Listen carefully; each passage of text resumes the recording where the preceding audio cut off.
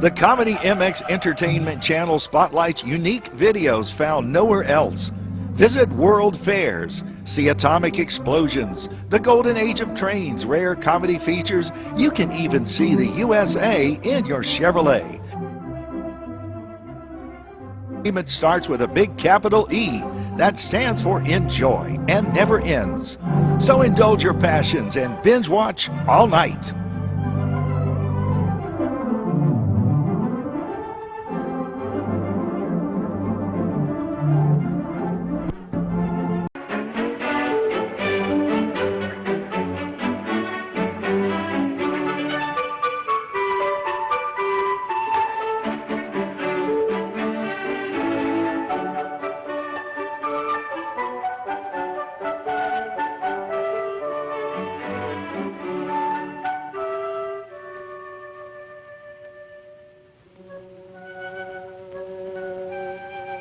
Long ago, on a hillside near Bethlehem, sat a very young shepherd, playing a gay, happy tune on his little wooden pipe.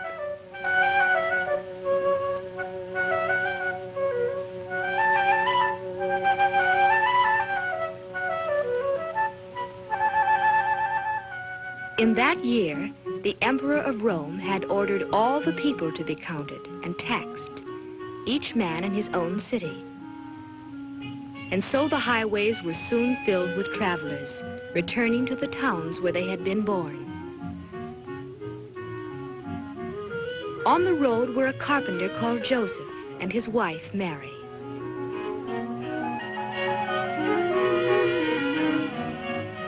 Their hometown, Bethlehem, was a city now filled with visitors, all looking for places to stay.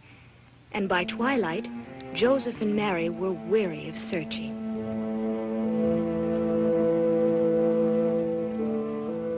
They had tried to find shelter for the night, and while people with plenty of money to offer were taken care of, Joseph and Mary were always turned away. Each place they stopped seemed to be full.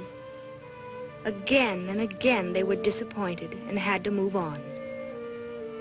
When they came to the owner of one of the last inns, they were told that it too was full. But then the innkeeper remembered an old barn in back of his place of lodging. It was not much of a place, but Joseph and Mary were welcome to use it.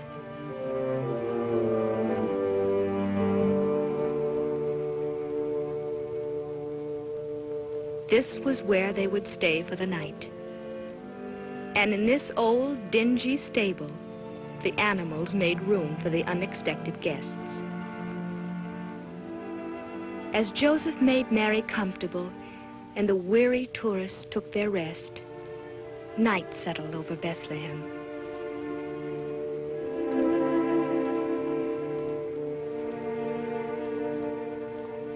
And in the stillness of that holy night, the little town waited silently for the wondrous gift that was to be given. In the sky that night, in the sky above the sleeping city, a strange new star appeared, the Star of Bethlehem, telling of the birth of a great new king to be cradled in a manger.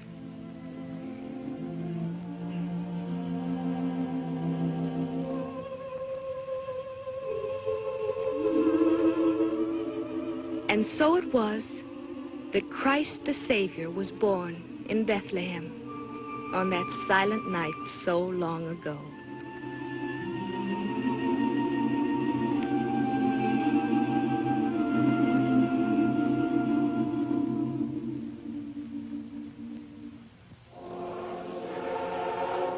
Nearby in the countryside, the shepherds were watching by their fires.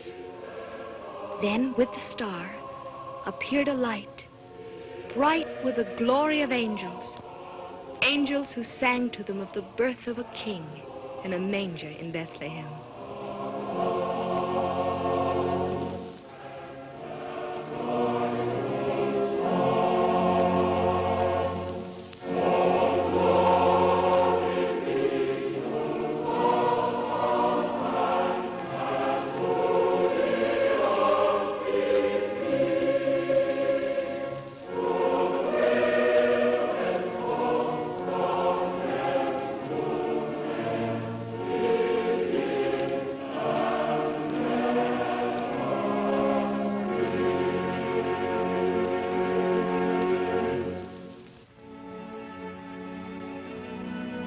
Full of wonder and surprise, the shepherds hoped to see the child of whom the angels sang.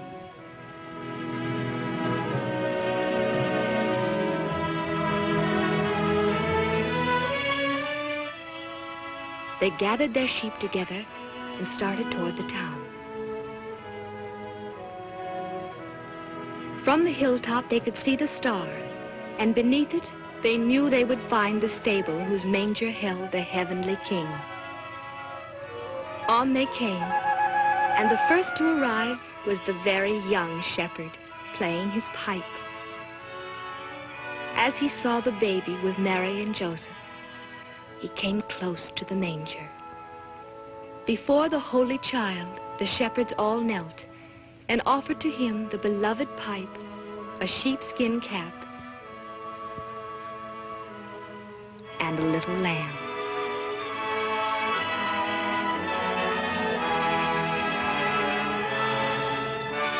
And when they had worshipped him, they would go to tell others of this wonderful thing that had happened.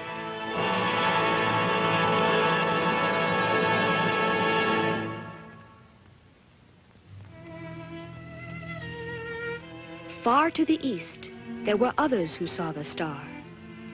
In Turkestan, a princely astronomer sat studying his instruments, and suddenly in the sky above, the new star shone.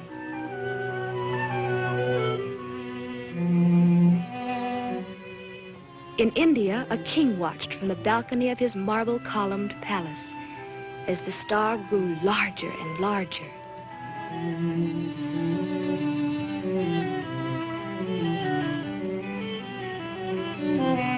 And on the desert sands of Arabia, a ruler was gazing toward the heavens, seeing that same star as it told of the new king's birth. To them all, it meant that a king had been sent from God, a king they would worship. Each one set out to follow the star and to bring to the child a gift of love. The astronomer boarded his ship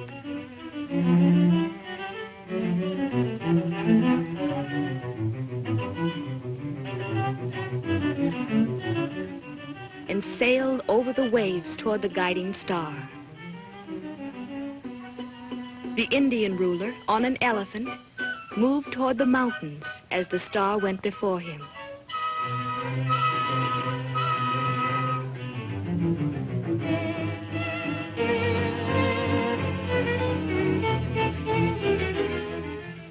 And from Arabia, across the desert, came the third king on a camel.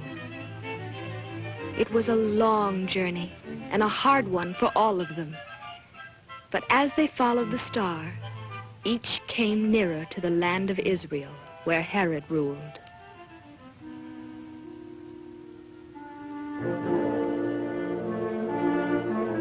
King Herod also saw the star and sent for his counselors. To Herod's advisors, the star fulfilled a prophecy that a king should be born in Bethlehem, in the land of Judah. And while the eastern kings continued their journey toward Jerusalem, Herod was disturbed by this unwelcome news.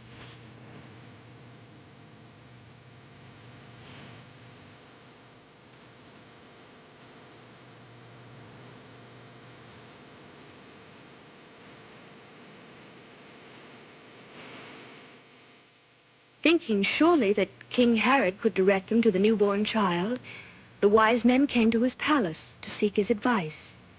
Perhaps they would find the babe there, in the palace.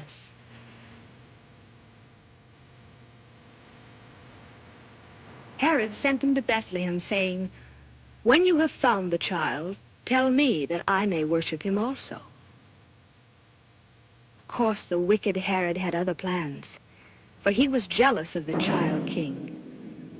But the wise men, who would be warned by God, were to return home another way. And so once more the kings from the east took their gifts and followed the guiding star. It led them out the north gates of the city, on toward the Bethlehem hills. Then, above the little town, it seemed to stop. At last they knew that here, in Bethlehem, they should find the newborn king. They did find him, and with him the young shepherd who had brought the first gift to the manger. They knew that the star had led them to this child who was the king they were seeking.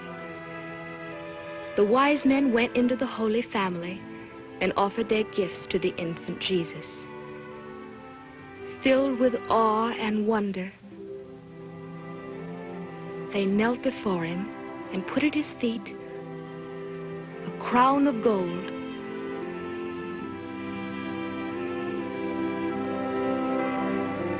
a chest of frankincense, a jar of myrrh.